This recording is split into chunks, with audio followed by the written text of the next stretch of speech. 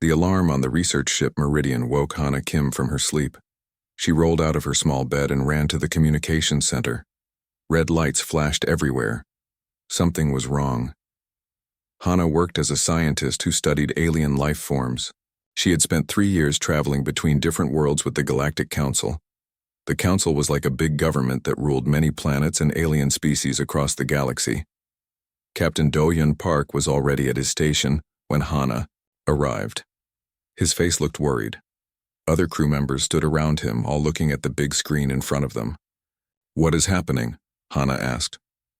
"We got a distress signal," Do-Hyun said. "It came from Kepler 442c. The Villani live there." Hana knew about the Villani. They were peaceful aliens who looked like big insects with beautiful wings. They were very smart and kind. The Villani grew special crystals that could store energy and information. Many species in the galaxy wanted these crystals, but the Villani only shared small amounts. "Play the message," Do-Hyun told his communication officer. The screen filled with the image of a Villani. Its 4 arms moved in distress. Its large, dark eyes looked scared. When it spoke, the translation machine turned its clicks and whistles into human words. "This is Elder Vestai of the Kepler 442c colony. Our homeworld is gone. The Torcan Empire destroyed it 3 months ago. We are the last of our kind. Now they have found us here too. Their ships will arrive in 2 days. We have no weapons. We cannot fight them. Please, if anyone receives this message, remember that we lived with honor. Remember that we tried to bring beauty to the galaxy." The message ended. The room became very quiet. Hana felt her heart break. She had visited the Villani homeworld once. It was the most beautiful place she had ever seen. Crystal gardens grew everywhere, making music when the wind touched them.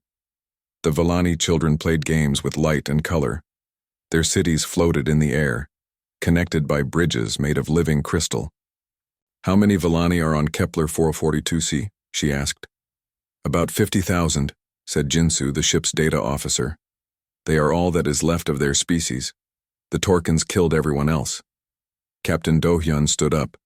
"Send a message to Galactic Council. Headquarters. Tell them we need rescue ships immediately. Also send our location. We are going to Kepler 442c. "Sir, we are just a research ship," said his first officer, Minho. "We have no weapons. We cannot fight the Torcans." "We will not fight," Do-Hyun said. "But we will not leave them to die alone.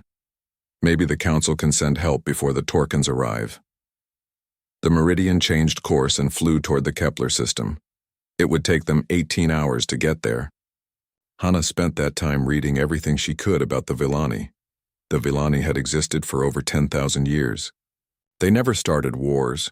They never took resources from other planets. They only wanted to create beautiful things and share knowledge. Their crystal gardens were actually living computers that stored the history and art of many species. The Torcans were different. They were a warrior race that conquered planets for their resources. They had been expanding their empire for 50 years. The Galactic Council usually stopped them, but lately the Council seemed less interested in small species, like the Villani. When the Meridian arrived at Kepler 442c, Hana saw the planet through the main viewer. It looked like a giant green jewel with silver cities scattered across its surface. The Villani had built their colony to look like their destroyed homeworld. But something was wrong. The cities were dark. Only a few lights moved on the surface. "Captain, I am reading life signs," Jinsu reported. "But they are all gathered in one location. It looks like they have moved everyone to the main city." "Take us down," Do-Hyun ordered. The Meridian landed near the largest city. Captain Do-Hyun, Hana, and 4 other crew members went outside. The city was beautiful but felt empty. Crystal spires reached toward the sky, but they did not sing in the wind like they should. Elder Vestai met them at the city entrance. The old Villani moved slowly, his forearms shaking with age and worry. His wings, once bright blue and silver, now looked faded. "You came," he said in his clicking voice. "I did not expect anyone to answer our call. The Galactic Council will send help. Captain Dohyun said. We have already contacted them. Elder Vestai's large eyes looked sad. You have much faith in the council. We sent them many messages. They have not answered any of them. Hana walked through the city with the elder. She saw Villani families sitting together in small groups. The adults held their children close. Everyone looked scared, but calm. They had accepted their fate. Why did the Torkans destroy your homeworld? Hana asked. They wanted our crystal gardens, Elder Vestai explained. We said no. So they decided to take everything by force. They killed 3 billion of my people. They destroyed gardens that took centuries to grow. They did it because they could. But surely the council will help you now. You are an intelligent species. You contribute to galactic knowledge. The elder stopped walking. Young human, your species is new to the galaxy. You still believe the council cares about right and wrong. We have learned differently. The council only helps species that can help them back. We are too few now, too weak. We have nothing they want. That night, Hana could not sleep. She walked through the crystal gardens near the city. The Villani had grown these crystals with love and care. Each one contained poems, songs, or scientific discoveries. Some held the memories of Villani who had died. She found Elder Vestai sitting by a large crystal that glowed soft blue. This crystal holds the story of our homeworld, he told her. Every garden, every song, every child's laugh. It is all here. You could rebuild, Hana said. Start again on a different planet. With what? We are farmers and artists, not warriors. We have no ships to escape, no weapons to defend ourselves. The Torkans will arrive tomorrow. This time tomorrow, there will be no more Villani in the galaxy. Captain Dohyun contacted the council. They will send ships. Elder Vestai touched the crystal gently. I have lived for 300 years. I have seen many species disappear. The council always has excuses.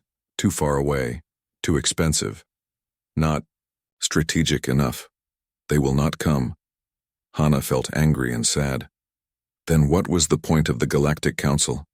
What good are they if they let entire species die?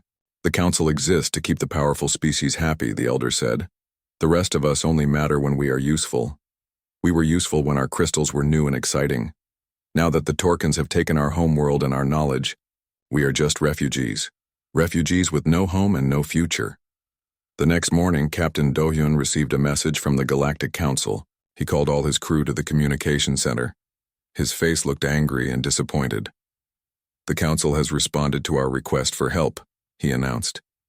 He played the message. A tall alien with blue skin and cold eyes appeared on the screen. This was Council Representative Mira Talon, a Zenthari diplomat. She had a reputation for being efficient and heartless. Captain Park, your request for emergency aid has been reviewed. The Council regrets to inform you that no resources are available. For the Villani situation, the Kepler 442c colony has been classified as non-essential. You are ordered to leave the system immediately and return to your assigned research duties. The message ended. Everyone stared at the screen in shock. That's it? Hana asked. They're just going to let 50,000 innocent people die? Apparently, Captain Dohyun said quietly. Later that day, long-range sensors detected the Torkan fleet approaching. 12 warships, more than enough to destroy the defenseless colony. Elder Vestai sent one final message to the galaxy. This is Elder Vestai of the Villani. We will be gone soon. We do not ask for salvation, only that someone remember we existed, with dignity. We brought beauty to the galaxy. We shared our knowledge freely. We never harmed anyone. If our story teaches anything, let it be this. Kindness should be remembered, even when it is not rewarded. As the Torkan ships grew larger, in the sky, Hana Kim stood with the Villani and wondered how the galaxy had become a place where good people died while the powerful looked away. The Galactic Council chambers on Nexus Prime Station were huge. Thousands of representatives from different species sat in circular rows that went up toward the ceiling. The chamber could hold delegates from over 800 worlds. Jinwoo Lee sat in the small section reserved for Earth's representatives. As humanity's junior ambassador, he was still learning how the galaxy's government really worked. He had been excited to serve here, thinking he would help make the galaxy a better place. After 6 months, he was beginning to understand how wrong he had been. Today's session was about the Villani situation. 3 days had passed since the Torcan fleet had attacked Kepler 442c. Everyone knew what had happened. The question was whether the Council would do anything about it. So Young Choi sat next to Jinwoo. She worked as a human rights advocate, trying to protect vulnerable species across the galaxy. She had been fighting for the Villani for months, ever since their homeworld was destroyed. "Do you think they will listen this time?" Jinwoo asked her, quietly. So Young shook her head. "Look around. Do you see any of the major powers paying attention?" Jinwoo looked at the other sections. The Zenthari representatives were reading reports on their data tablets. The Caraxian delegation was having quiet conversations among themselves. The powerful hegemony species seemed bored. Only the smaller species looked interested. The Cathera delegates leaned forward in their seats. The Bendali representative took notes. These species knew they could be next. Council Prime Zethmore called the session to order. He was a hegemony leader, tall and proud, with skin that looked like polished metal. His species had been part of the Council for over 1,000 years. They thought they knew everything about governing the galaxy. "We are here to discuss the situation on Kepler 4422c, Zethmore announced. "Representative Choi of Earth has requested emergency action." So Young stood up. In the huge chamber, she looked very small. But when she spoke, her voice carried clearly through the sound system. "Council Prime, 3 days ago, the Torcan Empire murdered 50,000 innocent Villani. They destroyed the last survivors of a species that had existed for 10,000 years. This was not war. This was genocide. The Galactic Council exists to prevent exactly this kind of tragedy." Murmurs went through the chamber. Some delegates nodded in agreement. Others looked uncomfortable. "The Villani pose no threat to anyone," So-Young continued. "They were peaceful. They contributed art, science, and culture to our galactic community. They deserved our protection. Instead, we abandoned them to die." Council Prime Zethmore looked bored. "Representative Choi, the Council sympathizes with your concerns. However, we must be practical. The galaxy contains billions of life forms. We cannot save every species from every threat. But we can try to save some of them," So-Young said, "especially when the threat comes from an empire that breaks galactic law every day." Another representative stood up. This was Advisor Kextal from the Zenthari government. His blue skin seemed to glow under the chamber lights. "The human delegate speaks from emotion, not logic," Kextal said coldly. "The Villani were already a dying species. Their numbers were too small to survive long-term. The Torcans simply accelerated the inevitable." Jinwoo felt sick. These people were talking about 50,000 deaths like they were discussing the weather. "The Villani had children," he said, standing up even though he was not supposed to speak. "They had families, dreams, hopes. They were not just numbers in a report."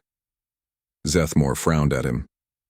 "Junior Ambassador Lee, you are out of order. Please remember your place." "My place is to speak for my species," Jinwoo said. "And my species believes that all intelligent life has value." "How touching," said another delegate. This was War Leader Thex from the Caraxian Empire.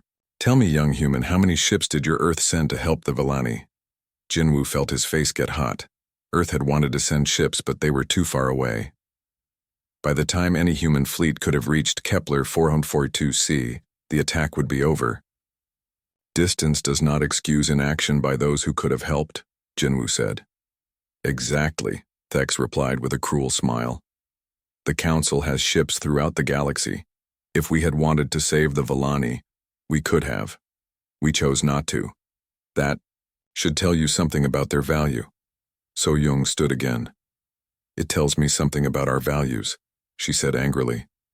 "When did we decide that might makes right? When did we forget that protecting the innocent is what separates civilization from barbarism? The chamber erupted in noise. Some delegates shouted in agreement, others yelled in anger.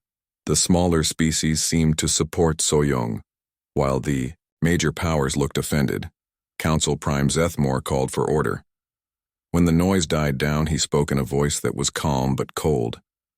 The Earth delegates seemed to misunderstand the nature of galactic governance. This council represents the interests of member species. We must allocate our resources wisely. The Villani colony offered nothing that justified the cost of military intervention. They offered their lives, So-young said quietly. They offered 50,000 unique individuals who will never create art or discover scientific truths or raise children. How do you calculate the value of that? Very easily, said Advisor Kextal. What did they produce? What resources did they control? What military strength did they possess? The answer to all these questions is nothing significant. Therefore, their loss, while regrettable, does not damage galactic stability. Jinwoo wanted to scream. He wanted to shake these people until they understood. But he knew that would not work. Instead, he asked a different question. What about the precedent? If the Torkans can destroy the Villani without consequences, who will they target next? For a moment, the chamber was quiet. This was the question that made the smaller species nervous. War Leader Thex answered with a shrug. The Torkans will target whoever they choose. If those species are valuable enough, we will protect them. If not... He did not finish the sentence, but everyone understood. I call for a formal vote, So-young said. The Earth delegation proposes that the Galactic Council formally condemn the Torkan attack and impose economic sanctions until they withdraw from Villani territory. The vote began immediately. 850 delegates registered their positions electronically. The results appeared on the main screen within minutes. In favor, 3 votes against 847 votes. The 3 votes in favor came from Earth, the Kithara Federation, and the Bendali Republic. Every other species had voted against the proposal. Jinwoo stared at the numbers in disbelief. It was not even close. The proposal fails overwhelmingly, Council Prime Zethmore announced.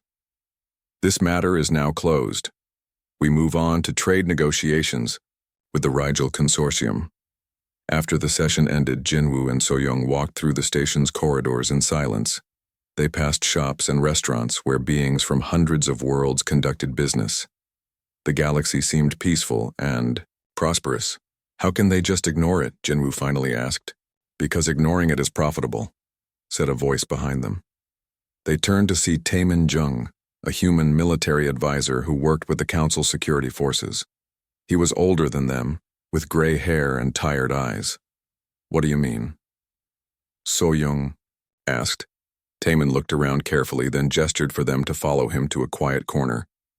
I have been studying Torkan expansion patterns, he said quietly.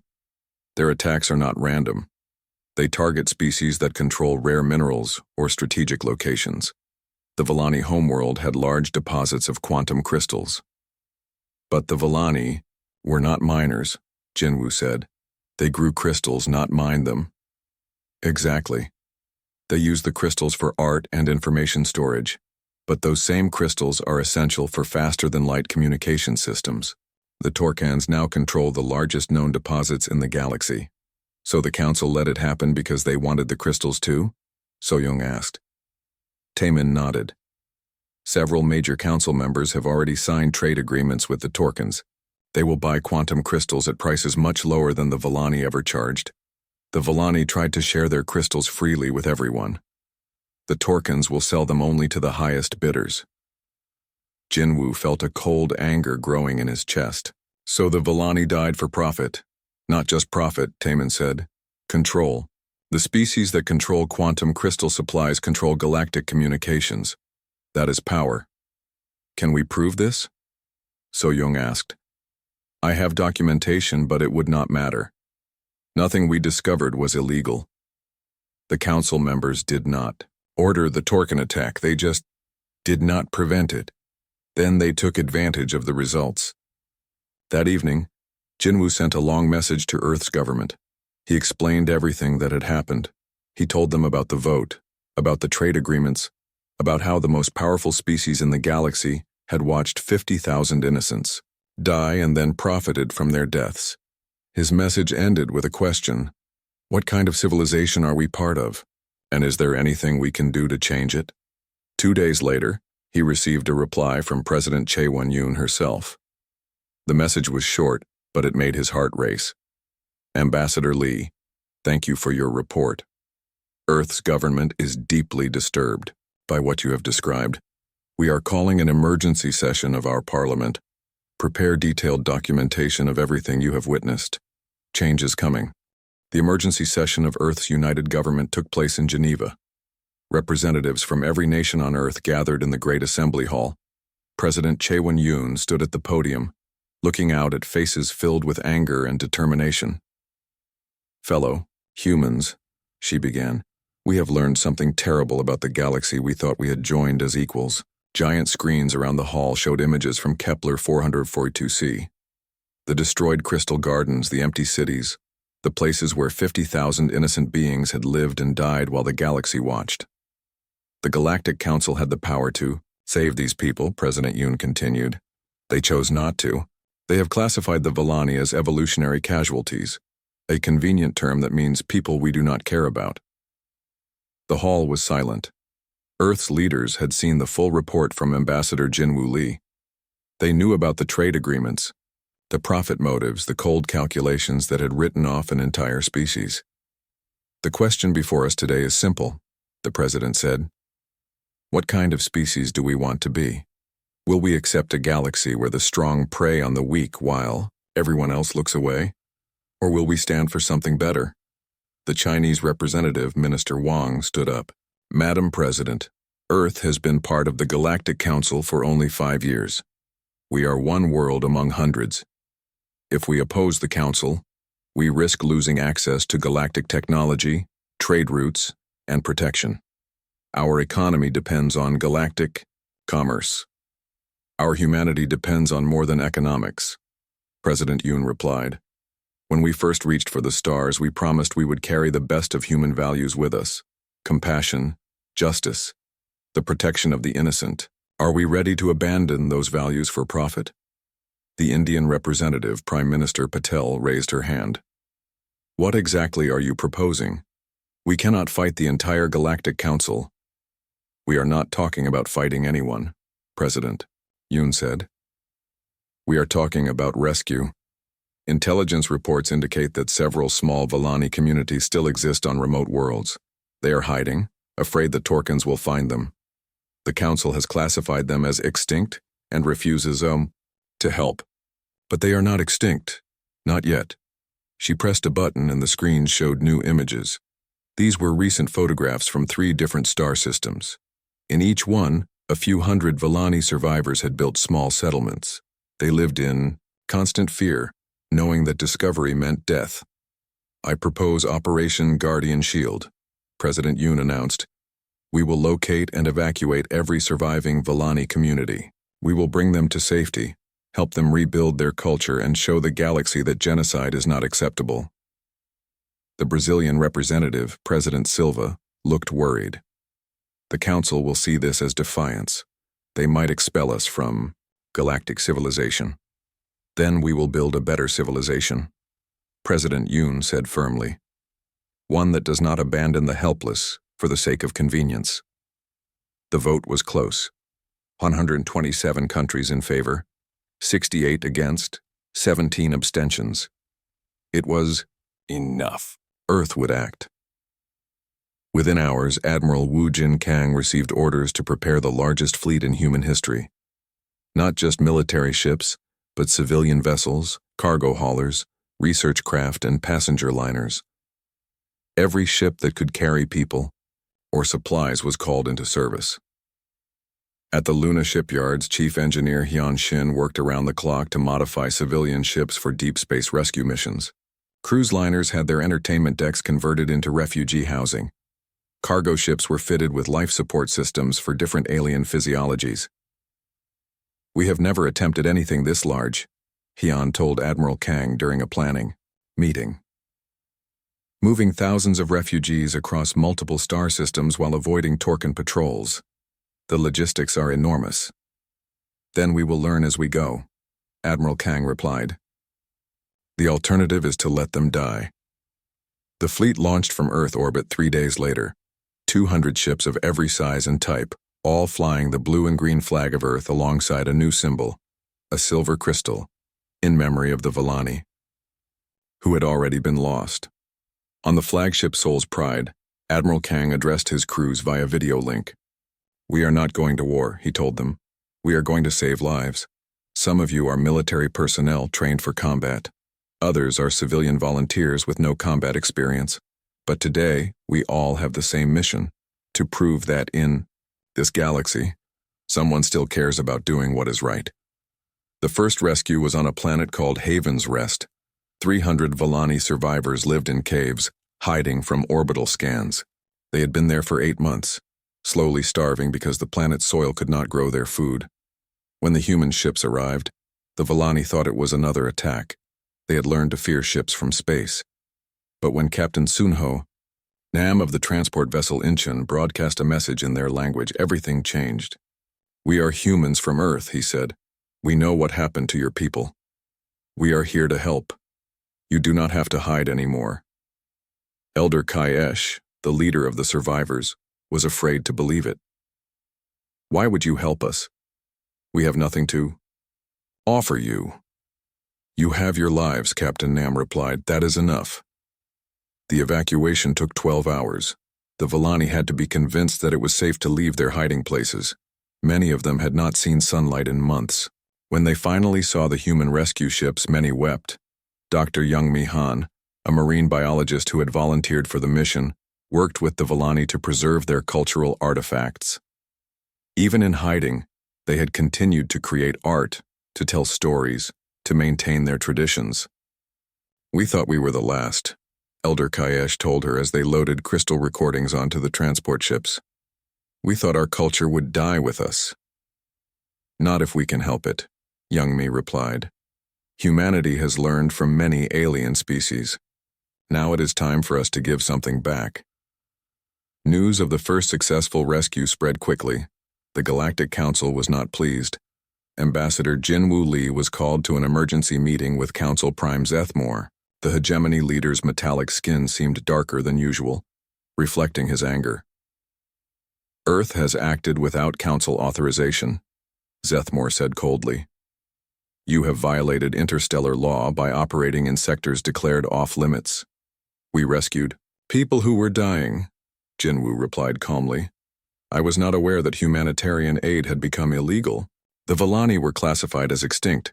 There are no people to rescue. The 300 survivors we brought to safety would disagree with that classification." Zethmore's eyes flashed.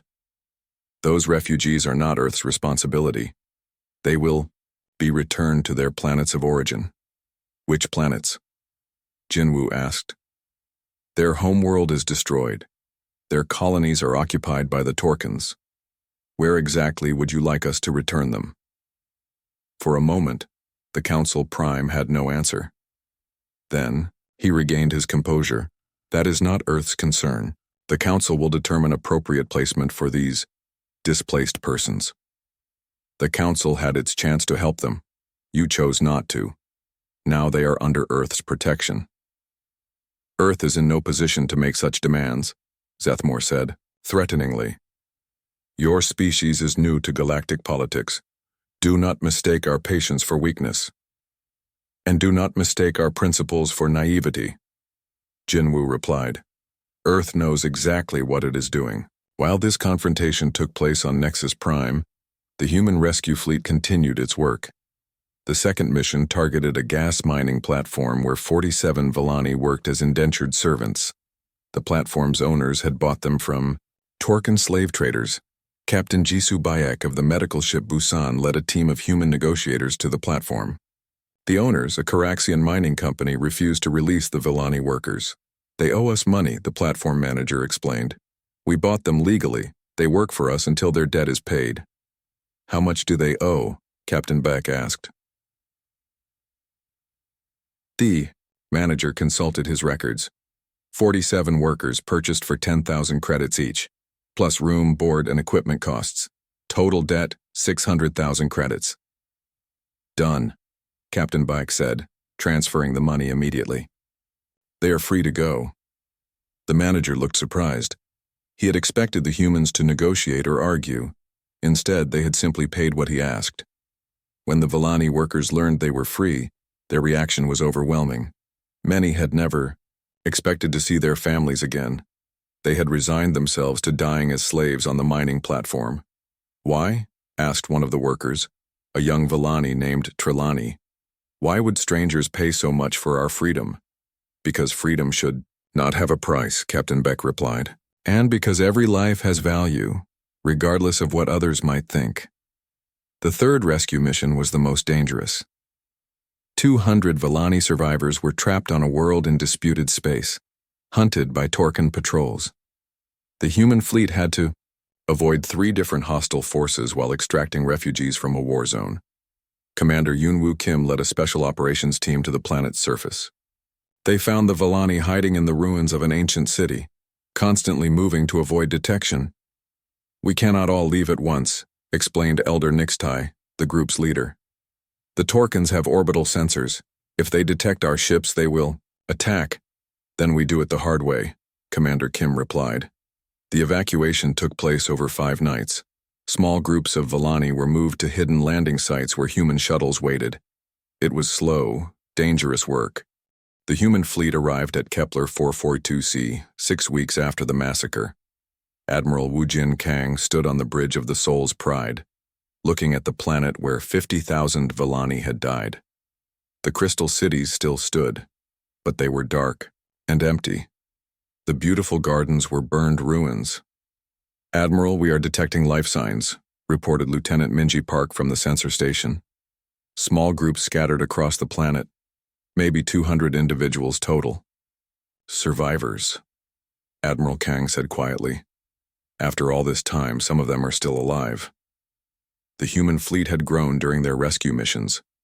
Ships from other species had joined them, Cathara vessels, Bendali cruisers, and even some Xanthari scientists who disagreed with their government's policies. What had started as a human rescue mission was becoming something larger.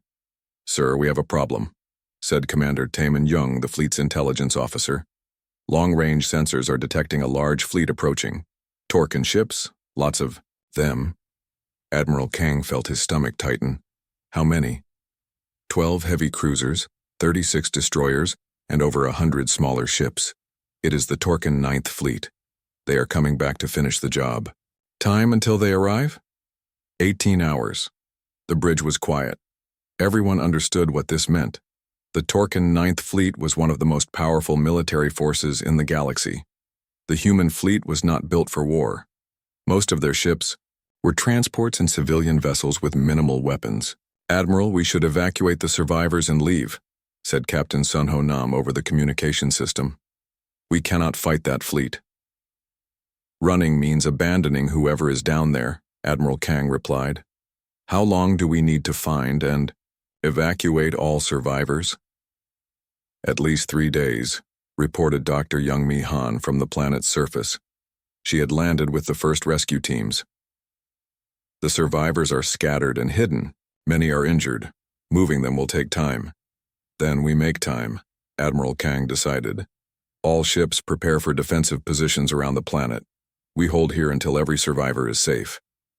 News of the approaching battle spread quickly. The Galactic Council emergency session was called immediately. Ambassador Jinwoo Lee sat in his small section, watching as delegates argued about what to do. The humans have created an impossible situation, declared Council Prime Zethmore. They are about to engage in unauthorized warfare in a sector that has been formally ceded to Torcan control. They are protecting innocent lives, replied Representative Vextai of the Cathara Federation. Lives that this council abandoned. The Villani matter was decided months ago, said Advisor Kextal of the Xanthari. Earth's interference violates multiple treaties and threatens galactic stability. Jinwoo stood up. What threatens stability is allowing genocide to continue unchallenged. If the Council will not protect the innocent, others will. Others will die uselessly, Zethmore replied coldly. The Torkin Ninth Fleet will destroy the human expedition. Earth will lose hundreds of ships and thousands of crew members for nothing. Not for nothing, Jinwoo said firmly. For principle. For the idea that some things are worth fighting for even when the odds are bad. Back at Kepler 442c, the human fleet prepared for battle. Chief Engineer Hyeon Shin worked desperately to upgrade their shields and weapons. The technology gap between human and Torkin ships was enormous, but human creativity was beginning to show results. We cannot match their firepower, he reported to Admiral Kang. But we have advantages they do not expect. Our ships are smaller and more maneuverable. Our crews are fighting for something they believe in, and we have allies. The allies were the real surprise. As word spread about the coming battle, ships began arriving from across the galaxy, not official government fleets but individual vessels whose crews had decided to help. Captain Mira Veltan arrived with a group of Zenthari science ships. My government ordered me to stay away, she told Admiral Kang. I told them that some orders should not be obeyed. Commander Thakron brought a squadron of Cathara fighters. Our people remember what it feels like to be abandoned. We will not let it happen again. Even more unexpected were the Bendali ships that arrived just hours before the Torkin fleet. These were not just civilian vessels. They brought actual warships. The Bendali Republic had quietly decided to support Earth's mission. This changes everything, Admiral Kang told his staff. We are no longer just humans defending Vellani. We are representatives of everyone who believes the strong should protect the weak. On the planet's surface, the rescue efforts continued. Under increasing pressure, Dr. Youngmi Han led teams through the ruined cities searching for survivors. What they found broke their hearts. Many survivors were injured, traumatized, barely alive. They had been hiding in underground tunnels and damaged buildings for months, eating whatever they could find, drinking contaminated water, living in constant fear. Please, whispered an elderly Vellani named Kesatai as human medics treated her wounds. We do not want to be trouble. Just let us die in peace. Nobody is dying on my watch, replied Dr. Jisoo Bak, the human medical officer. You have survived this long. Now we help you live. The survivors had created a hidden network throughout the ruins. They communicated through crystal resonances that the Torkins could not detect. Slowly, the human teams mapped this network and began coordinating evacuations. But time was running out. The Torkin Ninth Fleet dropped out of hyperspace exactly 18 hours after they had been detected. War leader Krextai, commanding the fleet from his flagship Dominator, was confused by what he saw. Instead of finding a few scattered refugees to hunt down, he faced an organized fleet in defensive formation around the planet. Ships from multiple species, all flying under human command, all ready to fight. What is this? He demanded of his tactical officer. Intelligence reported only a small human rescue force. Sir, we are detecting 147 ships, human, Cathara, Bendali, and others. They appear to be defending the planet. Krextai was baffled. The Torkins were warriors who understood fighting for territory, resources, or honor. But these aliens were preparing to fight for people they had never met, for no material gain. Open a channel, he ordered. Let me speak to whoever commands this fleet. Admiral Kang's image appeared on the Torkin flagship's main screen. The human admiral looked tired but determined. I am War Leader Krextai of the Ninth Fleet, the Torkin commander announced. You are in violation of territorial agreements. Withdraw immediately or be destroyed. I am Admiral Kang of the Earth Defense Fleet, came the reply. We are conducting humanitarian operations on this planet. We will withdraw when all survivors have been evacuated to safety. There are no survivors. This world was cleansed months ago. We have found over 200 Vellani still alive. They are under our protection now. Krextai was genuinely puzzled. You would risk your fleet for 200 refugees? What do you hope to gain? We hope to prove that genocide is not acceptable, Admiral Kang replied. That some things matter more than power. You cannot win this fight. My fleet outnumbers yours 3-1. Our ships are more powerful. Your sacrifice will change nothing. Maybe. But it will prove something. It will show the galaxy that someone still cares about doing what is right. The communication ended. War leader Krextai sat quietly for several minutes trying to understand what he had heard. Finally, he gave the order to attack. The battle began with long-range missile exchanges.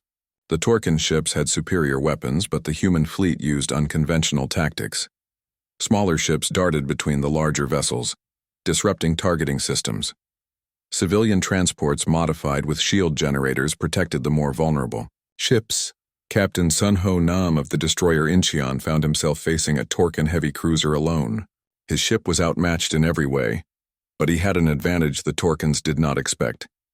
He was willing to sacrifice everything for his mission. All power to engines, he ordered his crew. We are going to ram them. Sir, that will destroy us too, his first officer protested. But it will save the evacuation ships behind us. Sometimes that is what matters. The Incheon accelerated toward the Torkin cruiser, taking massive damage but staying on course. At the last second, the Torkin ship tried to change direction, but it was too late. The human destroyer crashed into the cruiser's engine section, destroying both ships in a brilliant explosion. The sacrifice bought time for the evacuation to continue. On the planet's surface, human and alien teams worked desperately to load the remaining survivors onto transport ships. Commander Yunwoo Kim found himself defending a critical evacuation point with only 30 soldiers against a Torkin landing force of over 100. The odds were hopeless, but retreat meant abandoning 50 Villani children who were too weak to move quickly. Set up defensive positions, he ordered his mixed human and Cathara troops. We hold this position until the last transport lifts off. The battle was fierce. Torkin soldiers were bigger, stronger, and better equipped than humans, but they were fighting for conquest while the humans fought for lives. It made a difference. Commander, the last transport is loaded, reported Sergeant Min over the radio.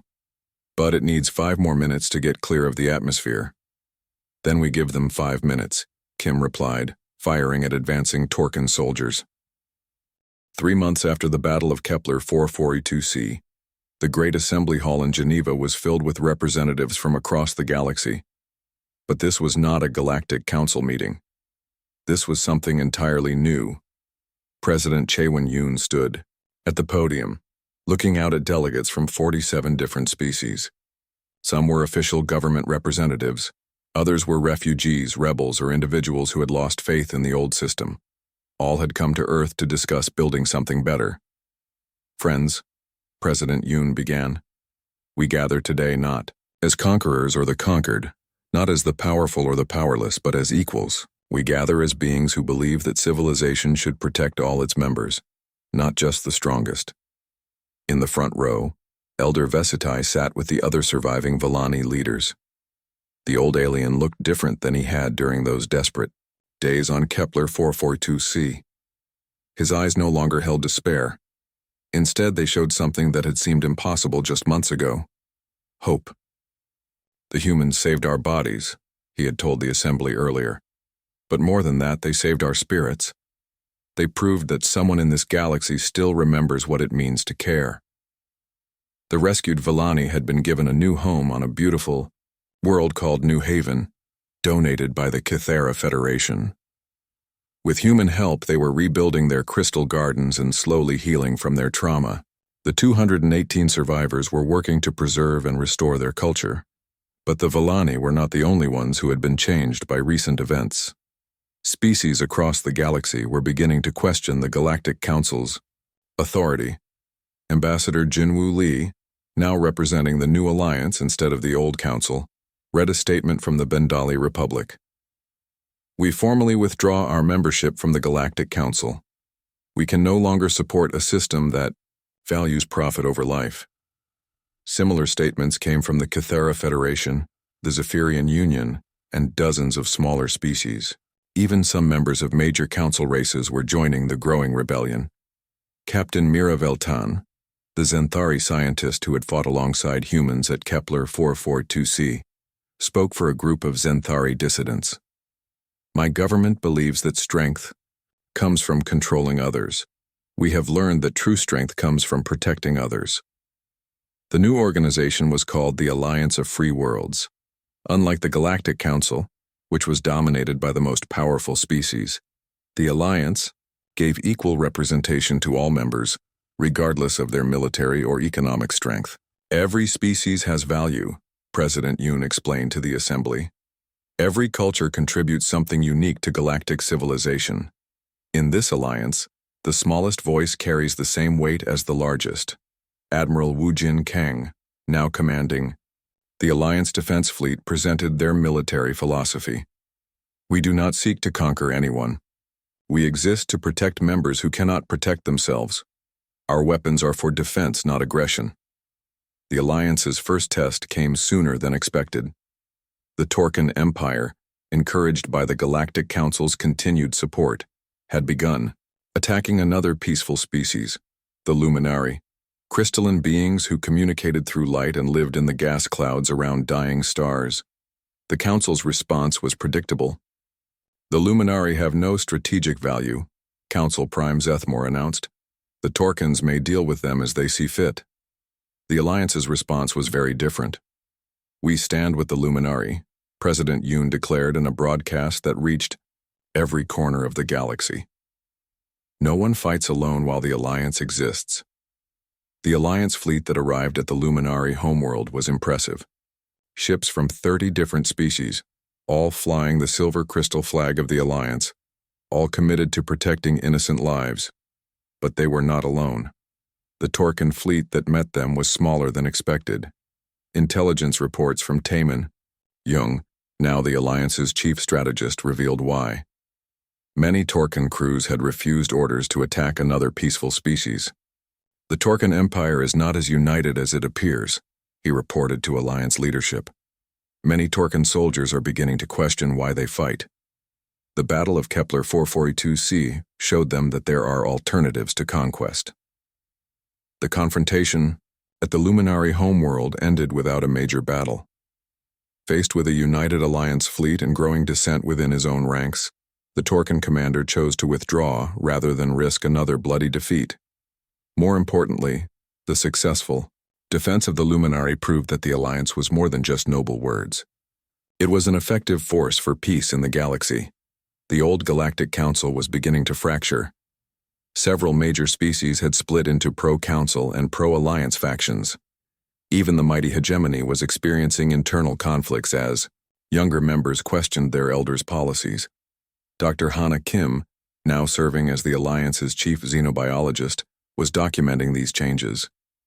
Her research station on New Haven had become a center for cultural exchange between rescued species.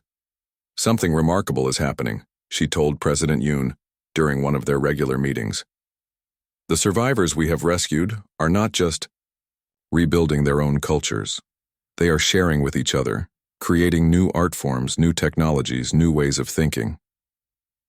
The Vellani crystal gardens now included plants from the Kythera homeworld and minerals from Bendali colonies. Luminari, light sculptures incorporated Vellani harmonic crystals and human mathematical principles. What had started as refugee settlements was becoming a new model for galactic civilization. We are seeing cooperation on a level that has never existed before, Dr. Kim continued. When species work together as equals, instead of one dominating the others, they achieve things that none could manage alone. This cooperation was most visible in the Alliance's approach to technology sharing. Unlike the Council, which restricted advanced technology to maintain power balances, the Alliance shared freely among its members. Chief Engineer Hyun Shin led the technical cooperation projects. The Bendali have incredible manufacturing techniques, he explained to the Alliance Technical Council. The Kythera understand energy systems better than anyone. The Vellani can store information in ways we never imagined. When we combine these technologies, we create things that benefit everyone. The results were impressive. Alliance ships now used hybrid technologies that made them more advanced than anything the Council possessed. Alliance worlds enjoyed prosperity. That came from genuine cooperation rather than exploitation. But the greatest change was in how the galaxy thought about itself.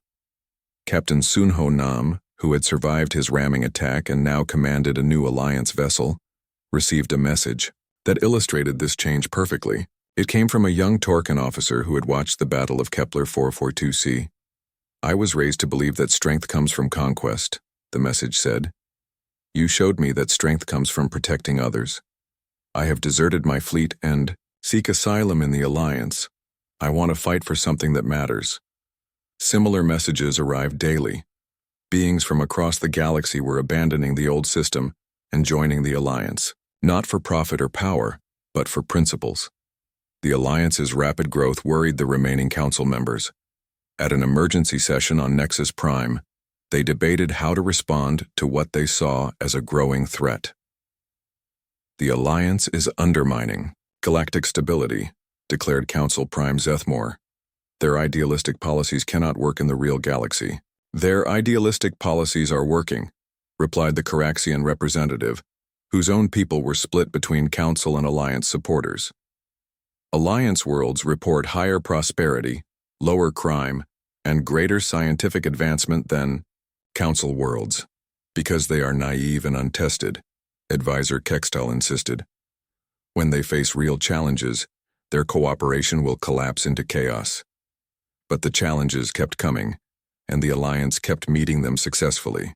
Refugee crises, natural disasters, pirate attacks, trade disputes. Every problem was met with coordinated Alliance response that prioritized lives over profits. 6 months after its founding, the Alliance included over 100 species. Its fleet was larger than the Council's.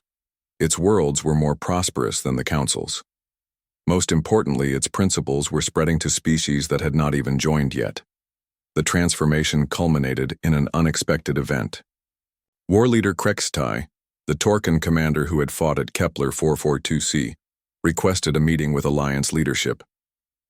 President Yoon met with him on the neutral station of Haven Point, a new Alliance facility dedicated to diplomatic cooperation. The Torcan warrior looked different than he had during their first confrontation. He seemed tired, older, less certain. "I do not understand your people," he told her directly. "We Torcans fight for territory, resources, honor. These are things we can understand. But you fight for ideas, for people you have never met, for principles that bring you no material benefit. Those principles bring us something more valuable than material benefit," President Yoon replied. "They bring us the knowledge that we are living according to our values. They let us sleep peacefully, knowing we have done what is right. Even when doing right is difficult, even when it costs lives and resources, especially then. Anyone can do right when it is easy. Character is shown by what we do when it is hard." Krextai was quiet for a long time. Finally, he spoke again. "My empire is fragmenting.